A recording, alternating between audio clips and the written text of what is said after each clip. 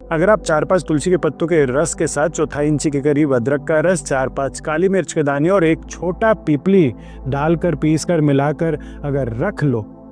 तो बहुत ही कमाल की चीज़ आपके लिए तैयार हो जाएगी। आजकल बदलते मौसम में बच्चे हो या बड़े जल्दी सर्दी खांसी जुकाम होना प्रारंभ हो जाता है। दिन में 2 से 3 बार इसमें ज़रा सा शहद मिलाकर आप लेकर तो देखिए, ना केवल बलगम पतला होकर बाहर निकलता है बल्कि फेफड़ों को ताकत देने का भी काम करता है, जो कि दवाइयों के बस की बात नहीं है। वो ये कर सकते